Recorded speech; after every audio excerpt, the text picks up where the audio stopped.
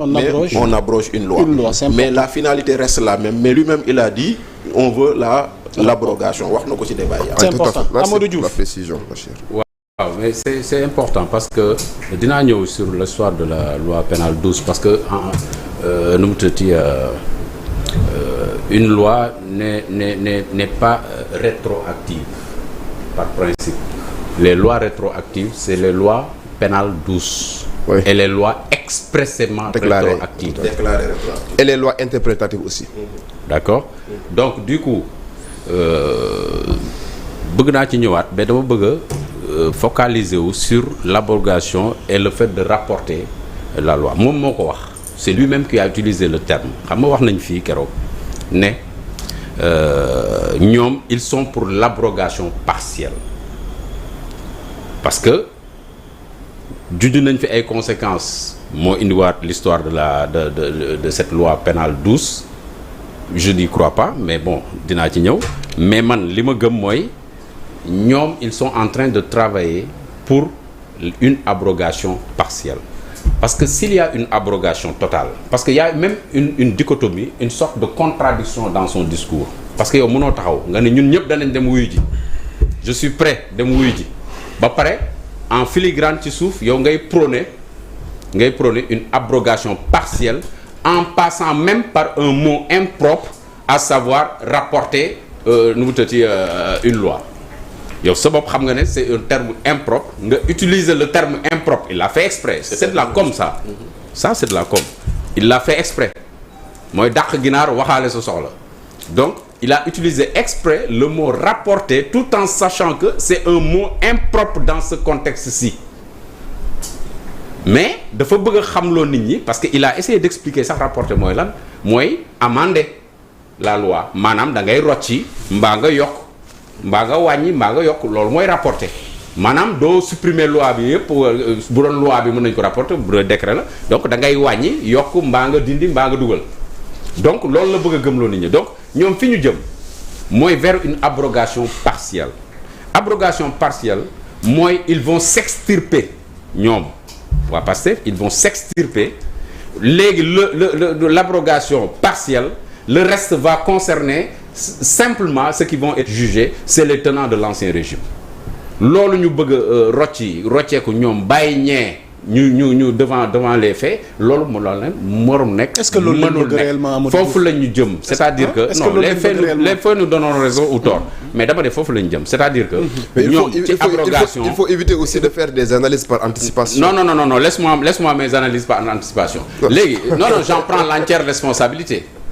Allez-y. Les téléspectateurs sont là, ils nous regardent. Allez-y. Ils pourront juger a posteriori. D'accord. Voilà, ça, il n'y a pas de problème. Je dis, et je répète, qu'ils vont vers l'abrogation partielle. Parce que abrogation totale, moi, tout le monde est sur le même pied. Ou sur un pied d'égalité. Si nous sommes ku ñu tuumaal wala ku ñu joxoñ wala ku ñu yaakaar ne sa responsabilité impliquée ñu enquête bi da lay concerner. yaa ngi dégg donc waru foon sax utiliser ay termes rapportés c'est-à-dire que waru loon dugg foofu rapporté bi amul sens pour moom muy dugg foofu pour wane ne on peut amender la loi on peut prendre ceci laisser donc buñ ko abroger de manière partielle ça veut dire que ñi nga xam ne abrogation bi c'est en leur faveur ñooñu dañ kenn du leen enquête ñi nga xam ne abrogation bi c'est en leur défaveur ñooñu la ñuy enquête parce que ñooñu abrogation bi laalu leen dafa am ñoo xam ne abrogation bi du leen concerner am ñoo xam ne abrogation bi da leen di concerner yaa ngi comprendre donc ñi nga xam ne abrogation bi concerné ak ñi nga xam ne abrogation bi concerné wu leen mais ñaari groupe yooyu moo warta am dans un fait boo xam ne dafa amoon ñaari camp yu jàmmarloo un camp du pouvoir et un camp de l'opposition mu am des manifestations yooyu am des morts donc ñu bëgg a xam exactement morts yooyu nan la demee donc pour mu leer mais mettons tout le monde sur le même pied et c'est aussi simple que ça affaire bi amul sax ay werante warul am werante na ñëpp dem wuyu ji kuñ ci woo nga dem wuyu ji boo ci laalee xayrun boo ci laalul xayrun l'enquête va déterminer et la justice fera son travail man loolu laa gëw ma ay abrogation partielle ay dugal ay mots nu mu tëddee ay rapporté pour wut benn prox ndoll boo mën a jaar pour ber ñi dugal ñële non loolu mënul nekk maintenant.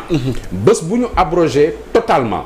les conséquences. waaw ñu abrogé totalement. c'est tabula rasa c'est-à-dire que c'est au retour nu mu tëddee à la case départ. c'est-à-dire que dañuy taxaw ñu ne léegi nag dañuy enquête abrogé nañu kenn et puis il y a la présomption d'innocence c'est-à-dire que personne n'est coupable mais personne n'est innocent c'est aussi simple que ça personne n'est coupable personne n'est innocent donc on repart de zéro à partir de ce moment ñëpp ñi nga xamoon ne am na lu taxoon ñu dugg prison ñooñu seen cas dañ koy xoolaat c'est-à-dire que c'est pas parce que ñoom on va les faire retourner en détention provisoire non peut-être jaru ko mais li am ba des mooy la taxoon ñu yóbbu leen en détention provisoire dossier boobu nag dañ koy soulever y aura pas de loi pénale douce foofu lay waxee y aura pas de loi pénale douce en l'espèce mënul nekk waaw li mën a nekk mooy ñoom bi ñu xamee ne bañ leen jàppee dañ leen jàppoon en détention provisoire dama koy répéter dañ ko leen jàppoon en détention provisoire pour des faits pour ce qui concerne Ousmane Sonko c'était presque 9 points yoo xam ne waaw yoo xam ne c'est entre ay sûreté insurrection nu mu tëddee appel à l'insurrection atteinte à la sûreté de l'État il faut dire que ce sont des incriminations élastiques non il y a pas de souci c'est-à-dire que on a les trucs ici mais c'est pas la peine de les citer ici ces infractions là waaw mais c'est pas la peine c'est pas des non du sérieux quand même non c'est du sérieux non c'est du sérieux mais c'est pas du sérieux c'est du sérieux le régime du président Macky Sall avait tendance à utiliser ces infractions tous les museler véritablement li nga xamante ne tey ji moom mooy la liberté de ces gens yi nga xam ne laisse-moi terminer xam nga lu am ba des c'est-à-dire que moi je suis pas en train de faire le procès d'un régime dire que le régime utilise on a vu des gens qui ont été arrêtés ici et arbitrairement et c'est les mêmes procureurs yi ñu président Diomaye Faye quand il n'était pas président ñoom la doon xas bañ dugal ko ci kaso bi. C'est ça la vérité. Les arrestations au temps du président Macky Sall étaient plus exagérées. Non, c'est pas évident. On arrêtait les gens. Non. Il y a sans fondement. Non, defal ndànk. Tu te réveilles du jour au lendemain. Non, mais c'est pas un jugement. waaw même rek ma terminer. Je peux terminer. En matière pénale dañu am lu ñu tuddee les incriminations élastiques. ma ne. dañuy xool par exemple xam nga dafa am lu ñu tuddee ci code pénal des infractions qui ai la parole. Non, c'est moi qui ai la parole. Par les articles 56 à 100 du code pénal et 255. buñ la masaan a bëgg a tëj prison dañ lay créer benn dossier da la yóbbu prison ba pare da lay créer dossier loolu moo amoon ci temps Macky Sall. C'est pourquoi j'ai dit que ces arrestations du temps du président Macky Sall c'était des arrestations arbitraires et qui ne se justifiaient pas en droit. Non, ça c'est tiré par les cheveux. Non, ça c'est tiré par les cheveux. Non, c'est tiré par les cheveux. Je suis désolé. Xam nga affaire bi am ba des mooy ku ci nekk camp bi nga féetee bu la neexee comme actuellement ñi yor régime bi actuellement mais lu ñu leen di ji on n'a pas dit ici Ousmane Sonko se prend pour le procureur am de ku wax ñu dem diffamation sax léegi procureur mooy autosaisir du xaar sax plainte mais c'est encore pire diffamation le procureur n'attend pas une plainte il s'autosaisit. Procureur amu ci yoon. Est-ce que dégg nga bu baax li ma wax donc de ce fait c'est encore pire sous le régime actuel kon bu ma wax ay ban procédure nga gis ñoom moo am diffamation procureur autosaisir. waaw mais ma terminer. Non da nga ne diffamation procureur autosaisir. da nga may parce que bu ñu si on saute du coq à l'âne on va pas s'en sortir. Ok. C'est-à-dire que on te laisse continuer nga daaneel. maa ngi ci loi pénale douce. Je vous laisse on va revenir vers toi. Laisse-moi terminer quoi. Au moins comme ça mu gën a leer ci bopp Sénégalais quoi.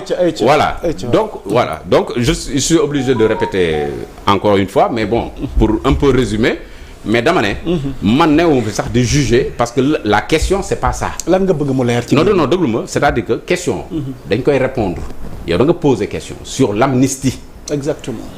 Donc la question c'est pas de mettre au banc des accusés ki nga xam ne mooy le régime de président Macky Sall ni de mettre sur le banc des accusés le régime de Diomaye et de Sonko non mais nag on peut digresser si vous voulez moo tax ma joxe exemple yooyu ma joxe mais parce que on a digressé quelque part mais man loolu exeguñ ci li ñuy wax pour l'instant c'est l'amnistie la ma ca jublu dama ne ñoom ils avaient posé des actes yu tax ñu yóbbu leen en prison bañ leen yóbbee en prison ils étaient en détention provisoire dégg nga baax na kenn jugé wu leen mais fait yi nga xam ne moo taxoon ñu yóbbu leen en détention provisoire ces faits ont été effacés par l'amnistie.